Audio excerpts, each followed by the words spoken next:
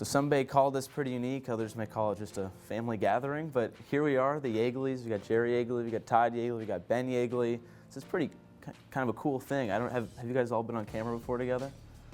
This was the first. We've been in a lot of pictures together. Of course. Yeah.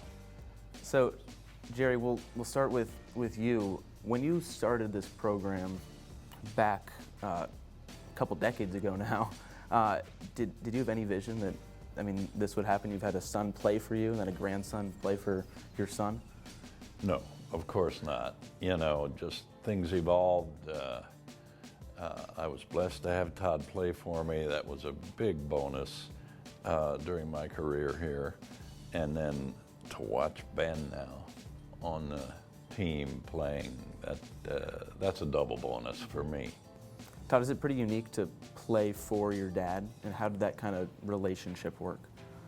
Yeah, it is unique. I spoke to a lot of different folks that had that experience, and I think as much as the relationship with your father in this case needs to be right, also the teammates need to have the right perspective, and they are really the key to making it really successful. And the other piece with us is that he didn't coach me as a youth player, so it was new to me, which I really liked. Similar to Ben, I put really good coaches around him. He was similar. So the path to get here, where the voice is different in this context, he's never had me as a coach. I didn't have him as a coach. And I think that really helps too. Just like it would be any new player coming in to the environment. So I think that makes it all work. So Ben, what have you heard about Todd, your dad, as a coach? Normally people say he's pretty mellow until he gets angry, and then he'll just annihilate someone at halftime. The players will talk about it, but everyone says that he's a great coach and manages the team well. So. Does that sound about right?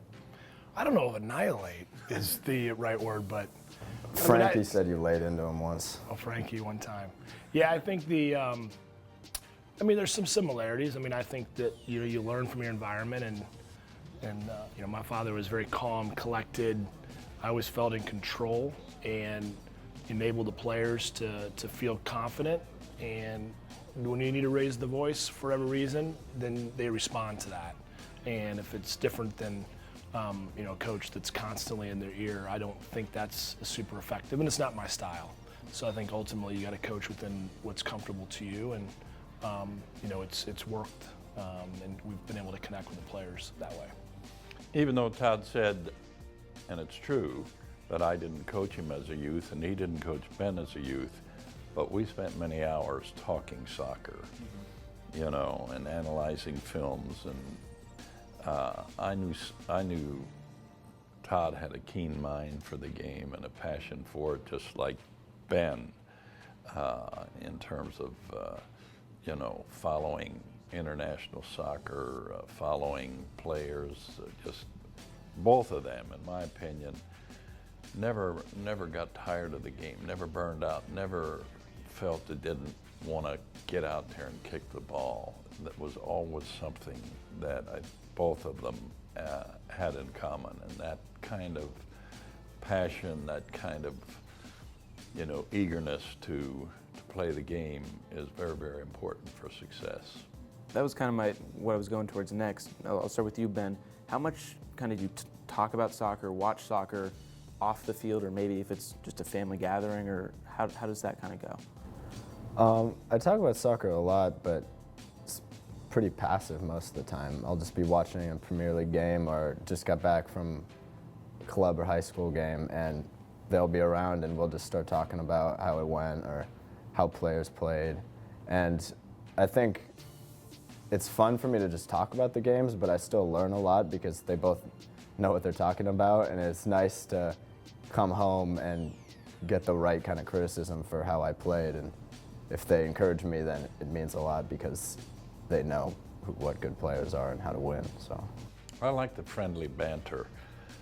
Todd and Ben and I don't see eye to eye on everything, And when we do have a disagreement, whether it's about a player or how a game should be played or a tactic, we have fun talking about that. And it's not mean-spirited, it's friendly banter, but it gets pretty active. And Todd, when he was in his high school days playing for Bloomington South, what is that like coming home maybe after a game or during a game? Are you kind of just on the edge of your seat just watching him play?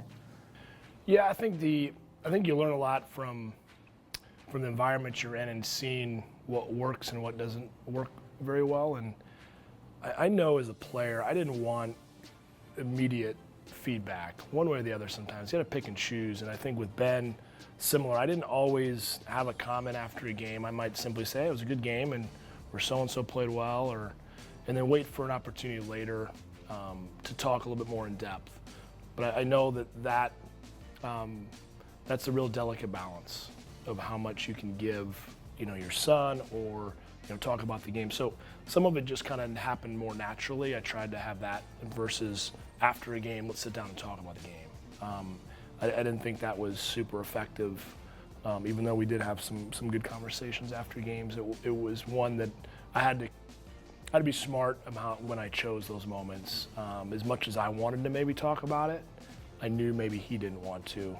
And that's important because it's got to be on the player's time, not when the coach wants it, or for father for that matter. And Jerry, when Todd came to Indiana back in the 90s, how did that kind of recruitment process go? Was it an easy recruitment to get your son, or was it kind of there were some other schools in the hat? He could have gone anywhere in the country. He was on our youth national team. He was a high school All-American. He was one of the premier players in the nation.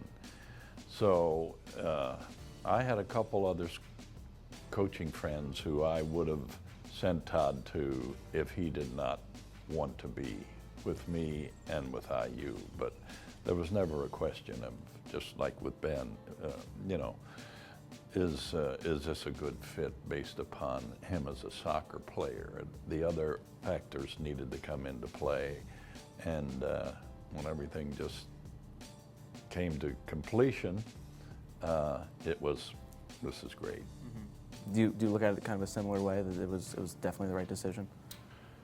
For me, it was always, I think the process for me versus Ben was a little bit different in the sense that, all I wanted to do was play Indiana soccer growing up, and Ben I think had a thirst for that, but he also is gifted in school, high-end gifted, and so we wanted to make sure that there were other pathways that we wanted to open up for him to think about, where for me, those opportunities weren't as prevalent.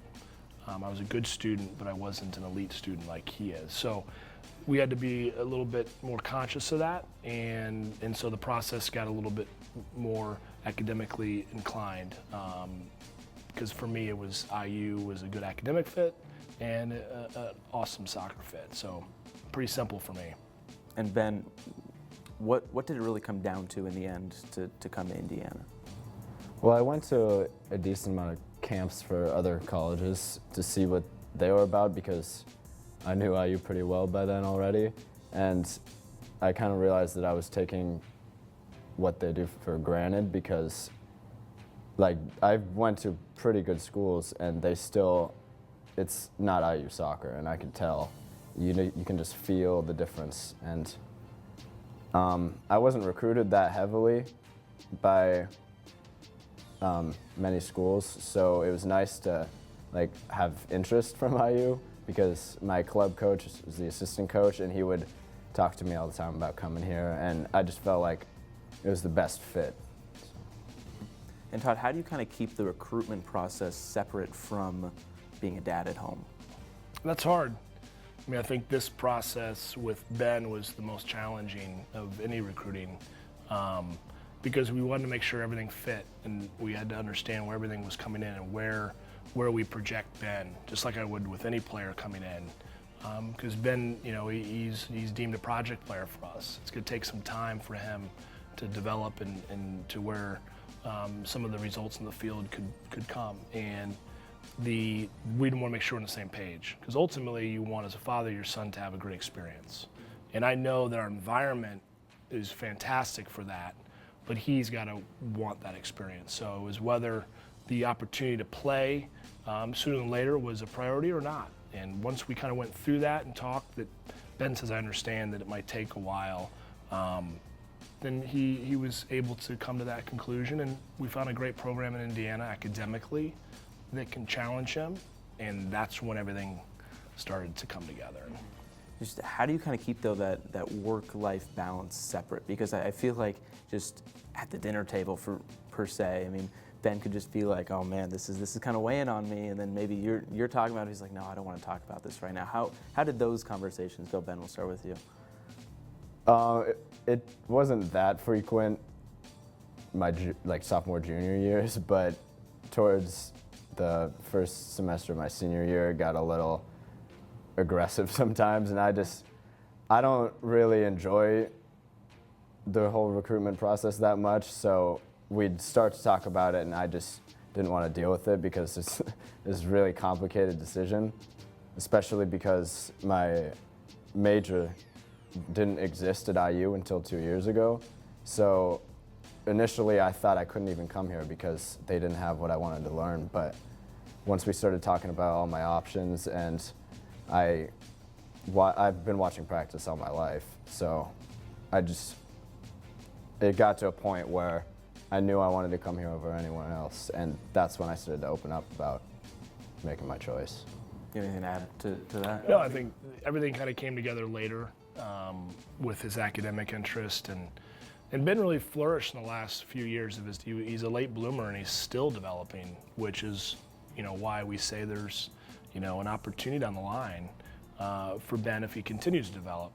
But it's, oftentimes you're as a coach, you're even a little bit tougher on your own child, and so the opportunities for Ben might even be more difficult, and he had to understand that. We had to talk about that. But ultimately, Ben, with his academic pathway, that really became a major factor that he could have both of what he would love: be a part of a really great program and contribute in whatever capacity that plays out, and get a really good education that will help him make his way in the future. So in the end, he's got balance, and that's key. Mm-hmm. And Jerry, listening to this, having now a third generation Yeagley, what goes through your head when you hear that? Well, it's to see and to have seen, both of them wearing the uniform, that means so much to me and our family, is a great source of pride. Ben and Todd, as players, have a lot of similarities in terms of their soccer IQ, extremely high. Seeing the game early and making early decisions, things that you can't coach, that not a lot of players have. They both have that, and like Todd said, Ben's a late bloomer. Ben's best soccer is way ahead of him. Many kids come into college fully grown, and man, he's got a lot of his growth ahead of him, and as he develops the physical aspect, the other characteristics, I think, are going to bring him to the point where he's going to be a very important asset to the program. And Ben, did that decision of being a third generation kind of weigh on you at all during the recruitment process, or was that just like a cool thing maybe if you ended up at Indiana? I didn't think about it much, but the comparisons between me and my dad were a little bit tough because he was a national team player when he was coming in, and I've never really played on an extremely high-level team, even though I was on great club and high school teams. Most guys are academy these days, and like half of our recruiting class, a lot of times, it's national team guys. So I thought about how tough it would be to come in and maybe not get minutes for a couple of years and have it weigh on me, but I love just being at practice, and I don't have to be playing 90 minutes to enjoy having him as my coach. So it didn't affect me much. I like having both of them in IU soccer because I feel like I have some importance. So. And Todd, have you talked with any other players or coaches that have had this father-son relationship on a team, and what maybe have you learned from those conversations? Yeah, where I've read, I've had some conversations. It's hard because every context is a little bit different. That's what's hard, because the personalities could be different. So I've studied a little bit and read about, and ultimately, you know, there's just hard conversations you're gonna have. And if everyone's on the same page, you know, those things can work. And you know, I think the unique part that Ben gets to experience is whatever he does in the field. That's great. I mean, but the reality is, like, for him to be part of the history and the stories and the group of Indiana soccer. So in 10, 15 years, his connections that he has through this experience will connect us in a different way than he would have if he would have gone somewhere else. Because we're always connected through players that played for him, my teammates, the players that played before I was here and after. And that bond is unique, and that you'll always take with you. That's the most powerful piece that is bigger than scoring X amount of goals or earning a starting role or an award. And we say that all the time. It's the next 40 years of your life. And I'm just happy he gets to, you know, be a part of that with this program. Ben, so you've been playing in the spring season a little bit. Just how has it gone, I guess, so far? It was hard initially, and it's taken me a while to adjust to the speed of the players because they're all so much quicker and they think faster than me. And the speed of play is just so high that some practices, if I don't get in a good rhythm initially, I'll just fall out and get frustrated. But I think that if I keep working hard, I'll get used to it. And sometimes I feel like I really fit in, and it's always nice to be assisting guys that were just in a national championship. And I'm learning a lot from them, so I think eventually I'll get there, but right now I just got to make sure that I keep trying and don't get discouraged if I can't keep up with them all the time. And Todd, you said he still has a long way to go in terms of his growth, but where do you maybe see him fitting in early on in his career? Well, I think the great part for Ben is that he's around this really mature group, and he'll do that for an extra semester coming in early. So, you know, we deem it as like a year and a half of redshirting, because the plan for Ben next year would be to redshirt and continue to learn behind some of these players where he could eventually play. And part of it is we're not quite sure where we scope Ben playing yet. His versatility is a big strength. And that's where some similarities with me as a player. I mean, I played in all three positions here at IU and played a few positions in the pro level. So I think that is one of his strengths too, is that his versatility. So I think once we get through this next year and he gets more acclimated, we'll have a little bit better idea of where that might scope out, and where he could contribute on the field, and how much that would be is still really premature to know. But most importantly is he's going to be pushed with these guys this next year and a half like he never could in any other environment. And that's going to really allow him to get a heads up and good start to contributing down the line. And to kind of close this out, Jerry, I want to go to you. What piece of advice would you give to Todd and to Ben going into these next 4, maybe 5 years? You know, enjoy every moment, enjoy the time. It goes by so quickly. And again, this is bonus time for both of you to be together most every day in training, where other parents and the kids get into college don't see them except on the weekends or when they need to have their laundry done or get a little extra cash. So enjoy the time together. It will go quickly. All right, well, that's going to do it for Ben Yeagley, Todd Yeagley, Jerry Yeagley, Josh Eastern. Thank you very much. This was great, guys. Thanks.